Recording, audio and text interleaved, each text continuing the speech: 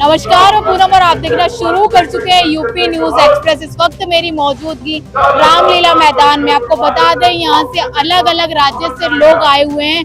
संविधान बचाओ और कहीं ना कहीं आरक्षण की मांग को लेकर ये लोग रामलीला मैदान पर उतरे हैं। सीधा इनसे जुड़ने की कोशिश करेंगे, जानने की कोशिश करेंगे। बताइए बल्लभगढ़ से। बल्लभगढ़ से हाँ जी। किस लिए आए हैं रामलीला मैदान?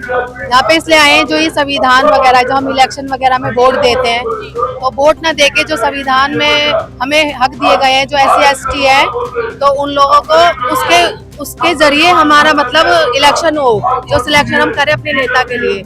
ये नहीं कि हम जो बटन दबा के आते हैं उसमें गड़बड़ घोटाले हो रहे हैं, हम देते किसी और को, जाता किसी और को है। तो ये चीज ना हो कि हमारी जाति के ऊपर जो भी हम SC ST वाले हैं उसको लेके हमारे संविधान को बचाकर और हमारे उस नेता को चुना जाए जिसके साथ हम जुड़े हैं और जो हमारे बाबा साहब ने हमारे लिए जो नियम कानून बनाए उनको लेके जो चल रहे हैं। ये नहीं कि हम वोट किसी और को दे रहे हैं, कोई और जा रहा है और हमारे लिए नहीं सोच रहा है। आपको ऐसा क्यों लग रहा है कि हम किसी और को वोट देते हैं, कहीं और चला जाता है? ऐसा होता है मैडम, हमारे जितने भी फैमिली मेंबर है या कोई भी रिलेटिव है, हम बात करते हैं तो पता चलता है कि हमने वोट तो दिया कांग्रेस को मानो, और हमारे यहाँ का जो पार्षद या MLA बन रहे हैं, जो भी बन रहे हैं, वो कांग्रेस BJP वाले बन जाते हैं। तो मैडम ये होता क्यों है फिर? क्योंकि हमारा पूरा मोहल्ला, पूरा गाँव हमारा इकट्ठा होकर जिसको वोट दे रहा है, हम अपने फ्रेंड सर्कल में पूछ रहे हैं, रिलेटिव में पूछ रहे हैं, पूरे घर को पूछ रहे हैं, तो यही हो रहा है कि हाँ हमने तो कांग्रेस को वोट दिया, तो BJP वाले कहाँ से आ जा रहे हैं? तो यहाँ तो फिर हमें गड़बड़ घोटाला यही लगता है ना, बटन दबाते कांग्रेस को जाता है BJP को, तो ये चीज हमें अच्छी नहीं लगती है। कब से लग रहा है कि ये हम वोट की गड़बड़ी हो जाती है? मैडम ये तो मैं दिल्ली से मतलब मेरा मैका था और मैं ससुराल मेरा बल्लभगढ़ में है। हाँ जी, तो यहाँ तो मुझे ऐसा कुछ नहीं था, यहाँ तो मैंने 1-2 बार ही वोट दिया, पर जब से मैं यहाँ आई हूँ 14 साल हो गए हैं, तो मुझे तो हर बार यही महसूस होता है, जब भी 5 साल में इलेक्शन होता है और जब भी हम कभी बीच में वोट देते हैं तो मैं देती किसी और को, मतलब उम्मीद किसी से करते हैं और आता कोई और है। हाँ, तो संविधान को लेके जो लोग आप रैलियां निकाल रहे हो कि संविधान बचाओ, तो संविधान क्या खतरे में है? कि संविधान हमारा खतरे में ये है कि ऐसी जो हम लोगों को छूट हमारी सरकार देती है, जिससे हमारे बच्चे पढ़ रहे हैं, कोई भी जॉब के लिए अप्लाई कर रहे हैं, अगर ये हमसे यही चीज, हमारे नियम जो हमारे बाबा साहब ने हमें दिया, अगर ये छीन लेंगे तो हमारे बच्चे कहाँ से आगे बढ़ेंगे? ये छीन रहा है मैडम, ये जो सरकार बना रहे हैं ना, ये जैसे बैठे हैं हमारे नरेंद्र मोदी जी, ये क्या कर रहे हैं? ये हमारे संविधान को ही तो हमसे छीन रहे थे। तो खुद कहते हैं कि संविधान को कोई नहीं, वो जो आरक्षण उसको कोई करते हैं, वो क्या करते हैं? बदलाव करते हैं। बदलाव तो जरूरी है, पर बदलाव भी तो ऐसा करो ना जो हमारे संग में हो, हमारे फेवर में हो। बदलाव ऐसा मत करो कि जो उनके पार्टी अपने फेवर में सोच रही है, पर ऐसा ना हो। बदलाव हो जो पूरी जनता के लिए हो और उनकी भलाई के लिए हो, ऐसा होना चाहिए ना। बदलाव तो करो, पर ऐसा मत करो जो अपने फेवर में करो, पब्लिक को देख के मत करो, सरकार उसको मत देख के करो। जब एक कहते हैं ना कि घर का मुखिया होता है तो पूरे परिवार को लेके साथ में चलता है, तो हम नेता जो चुनते हैं तो अपने हित के लिए चुनते हैं। जब वही हमारे हित को नहीं समझेगा तो फिर हम किसके ऊपर विश्वास करेंगे? नरेंद्र मोदी जी तो हमेशा गरीबों के साथ रहते हैं, सबका साथ सबका विकास करते हैं। सबके साथ सबके विकास तो वो कहते हैं, मन की बात तो उनकी कोई नहीं जानता। जन की बात नहीं करते। जन की बात नहीं करते। जहाँ सिलेंडर हमने 400 कुछ का लिया था, 405 रुपए का लेते थे, आज ही वो सिलेंडर हमने 1500 तक का भी लिया है। अरे दुगनी आय हुई है, अगर महंगाई बढ़ी। मैडम दुगनी आय कहाँ से हो गई? कमाने वाला तो वही है जो है, बल्कि कहते हैं कि 8-10 घंटे ड्यूटी करता है एक इंसान, एक कंपनी में जा रहा है और इनकम कितनी हो रही है? 8,010 रुपए उसको दिया जा रहा है।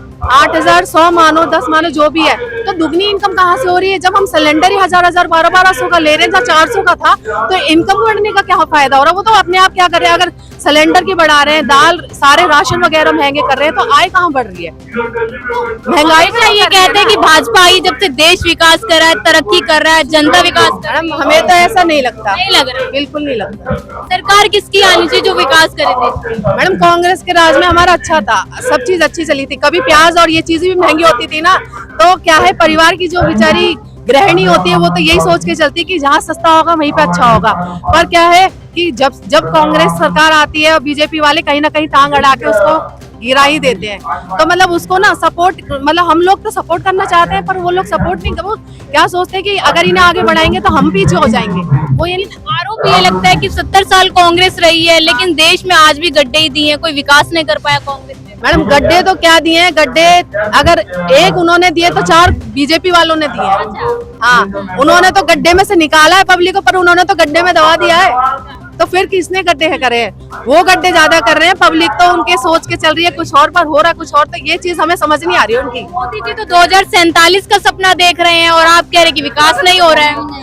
47 लगता है मोदी जी 2047 तक पहुंच सकेंगे? ऐसा लगता है वो तो हमें ही अभी तक खत्म कर देंगे। सबसे अच्छे नेता है, लीडर है और देश को सही से चला रहे हैं।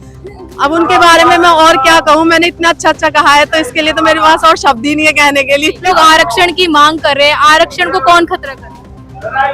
आरक्षण को आरएसएस और बीजेपी खतरा है, बिल्कुल खतरा है। बीजेपी वाले तो खुद कहते हैं कि आरक्षण तो जितना है उतना रहेगा, वो तो हक है। नहीं, कहाँ कहते हो? मोदी जी तो कहते हैं। नहीं, वो दूसरी तरीके से कहते हैं। कैसे कहते हैं? वो इस तरह कहते हैं कि आरक्षण को खत्म करने से बचते हैं, वैसे दिखावे में बचेंगे। लेकिन जहां आरक्षण मिलेगा, जिन संस्थाओं में मिलेगा, उनको तो अपने लाला भाइयों को बेच देते हैं। तो लाला भाई कहता मैं रिजर्वेशन दूंगा नहीं, तो रिजर्वेशन जब मिलेगा ही नहीं तो हो गया खत्म दूसरे तरीके से। हाँ, और पूछिए। ये बताइए, आप लोग रैली कर रहे हैं कि ईवीएम आनी चाहिए, ईवीएम को हटाना चाहिए, बैलेट पेपर आना चाहिए। तो ईवीएम से पहले भी वोट होते थे, तो पहले क्यों नहीं ये नाराजगी थी? ईवीएम से पहले भी वोट होते थे, तो ये नाराजगी पहले क्यों नहीं थी जनता की, अब क्यों है? ईवीएम थी ही नहीं तो नाराजगी क्यों होती? पहले ईमानदारी से हो रहा था ना। अच्छा, देखिए, अब टेक्नोलॉजी का दिया जाता है, सफाई के भाई टेक्नोलॉजी है। ईवीएम आ गई तो 140 करोड़ आबादी है, उसको बहुत फटाफट से आप जल्दी हो जाएगा। वोटिंग कराएंगे तो जल्दी हो जाएगा। चलो यहाँ तक तो सही समझ में आता है। वहाँ वीवीपैट में जो चलती है पर्ची, अब मैं उसको देख भी लूंगा, हाँ मैंने जिसको डाला है वो मेरी पर्ची है, लेकिन क्या उसकी काउंटिंग होती है? जितनी काउंटिंग हो रही है, जितने वोट नहीं है टोटल, उससे ज्यादा काउंटिंग निकल रही है मैडम। हाँ, ऐसा कैसे कह सकते हैं कि गड़बड़ी हो रही है ईवीएम में, वोटों की गड़बड़ी हो जाती है? नहीं, ये तो साइंटिफिक है, ये तो टेस्ट करा गया है। हाँ, जिन देशों ने बनाई, सब देशों ने बताइए, पूरे वर्ल्ड में कहाँ ईवीएम से वोट होते हैं बताइए आप? कहीं भी नहीं होते। ये बताइए, जापान से ज्यादा टेक्नोलॉजी भारत रखता है क्या? जापान में तो नहीं पड़ता। जापान क्यों नहीं डाल लेता? अमेरिका क्यों नहीं डाल लेता? जब संसद में किसी बिल पर वोट पड़ते हैं तो ये बड़ी जल्दी करते हैं गिनती वहाँ।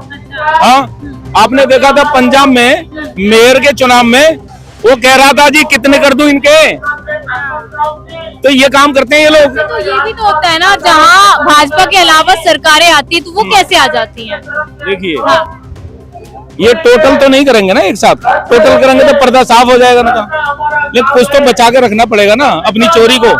चोर दिख जाएगा कि मैं चोर हूँ तो इससे सब सावधान हो जाएंगे। वो दिखना भी नहीं चाहता और चोरी भी करना चाहता है। अभी महाराष्ट्र में ले लो क्या हुआ है, कई कैंडिडेट ऐसे हैं कि उनके घर के वोट भी नहीं आए उसमें। तो ये संभव है क्या? जातिगत जनगणना की आप लोग मांग कर रहे हैं, लगातार भाजपा वाले बोलते हैं कि ये लोग ये कहते हैं कि हम साथ साथ हैं, तो जातिगत जनगणना क्यों होनी चाहिए? मैडम, जातिगत जनगणना इसलिए होनी चाहिए, पहले तो मैं आपके यूपी न्यूज को थैंक यू करता हूं कि आप अच्छे मुद्दे आप उठा रही हैं। बाकी वो गोदी मीडिया तो उठाता नहीं है, क्योंकि उसको तो वही बोलना है जो वो बुलवाना चाहते हैं दिन रात। आप लोग फिर भी अच्छी बातें उठाते हैं, इसके लिए आपको बहुत बहुत धन्यवाद। आपने सवाल पूछा है कि जातीय जनगणना क्यों होनी चाहिए। देखिए, इस देश के जो संसाधन हैं, इन पे सभी का हक है कि नहीं है? सभी का हक है। तो आपको जब पता ही नहीं होगी कि कौन सी जात कितनी है, तो आप फिर उसका खाका कैसे तैयार करेंगे, प्लानिंग कैसे करेंगे? अब ये क्या कर रहे हैं, SC ST OBC में तो लगभग 85-86% पॉपुलेशन है इस देश की। अब जिनको ये टॉपर बोलते हैं, यानी जनरल जो लोग हैं, ठाकुर ब्राह्मण बनिया, ये इनके पास 15-16% है, कुल आबादी 14% है, और ये माल खा रहे हैं 50.5%। आपको नहीं लगता सर कि जो आरक्षण है वो आर्थिक स्थिति पे देना चाहिए, जिसको जो ज्यादा गरीब है उसको देना चाहिए, या फिर जाति को लेके देना चाहिए? नहीं मैडम, आपको थोड़ा पीछे जाना पड़ेगा। ये रिजर्वेशन क्यों मिला था? ये कोई गरीबी हटाओ उन्मूलन का वो नहीं है उद्देश्य। ये जिन लोगों को 3000 साल तक इन लोगों ने पढ़ने नहीं दिया, स्कूल में घुसने नहीं दिया, उन लोगों को सामाजिक स्तर पर उनको इज्जत देने के लिए किया गया था। समाज तो सब समान ही है ना। नहीं, कैसे कमाल कर रहे हो। राजस्थान में देखो गले छूने पे मार देते हैं, मूंछ रखने पे मार देते हैं, घोड़े पे चढ़ने पे मार देते हैं, एसडीएम की बारात नहीं निकलने दे रहे। क्या बात कह रहे हो। तो आज देश विश्व गुरु की ओर बढ़ रहा है, लेकिन देश में वही चीजें चल रही है। देखो जी, विश्व गुरु उनके लिए होगा जो बोलते हैं, मुझे नहीं लगता विश्व गुरु है। विश्व गुरु होता तो छोटे छोटे स्पेयर पार्ट की फैक्ट्री इंडिया में लगवा रहे हैं मोदी जी। वो विदेशी कंपनी अपने प्रोडक्ट यहाँ बना रही है, लेकिन हमारे लोगों को क्या मिलेगा। टेक्नोलॉजी इनकी नहीं है, वो यहाँ मजदूरी करेंगे। इसलिए विश्व गुरु है। अंधभक्ति में विश्व गुरु है, विज्ञान में विश्व गुरु कभी नहीं है। ये बौद्ध कंट्री था, बौद्ध परंपरा को यहाँ से मिटाया गया, अंधभक्त फैलाया गया। अब देखिए पाखंडी छोड़ दिए, उनको पता नहीं क्या दे दिया, कोई मोटा अंडरग्राउंड। वो इनका एडवर्टाइज करने में लगे हुए हिंदू धर्म संसद के नाम पर, और हिंदू मुस्लिम कर रहे हैं, दंगे करवा रहे हैं लोगों में। तो ये कहाँ विश्व गुरु हो गया। ये तो सभी का देश है, हिंदू मुस्लिम सिख ईसाई पारसी बौद्ध सबका देश है। लेकिन सबको राइट मिलना चाहिए ना जी। ये जो आप महारैली कर रहे हैं, इसकी क्या लग रहा है, आवाज सरकार के कानों तक जाएगी या नहीं जाएगी। देखो सरकार के कानों तक तो आवाज पहले से ही है, ये कोई पहली बार नहीं हो रही है। ये 20-25 साल से हो रही है और लगातार हो रही है, उनको खूब पता है। लेकिन वो नाटक करेंगे कि मेरे कान में नहीं जा रही है। हाँ, वो क्यों करेंगे। आप क्या कहना चाहेंगे। धन्यवाद जो बता दिया। देखिए आपको बता दें, इस वक्त मेरी मौजूदगी रामलीला मैदान में थी। जिस तरीके से आपने देखा कि यहाँ पे लोगों का कहना कि संविधान का खतरा है, कहीं ना कहीं जातिगत जनगणना जो अभी तक सरकार कराने के मूड में नहीं, वो कराना चाहिए। लेकिन देखना ही होगा कि इन लोगों की आवाज क्या सरकार सुनेगी या नहीं सुनेगी। मैं पूनम, आप देख रहे हैं यूपी न्यूज़ एक्सप्रेस।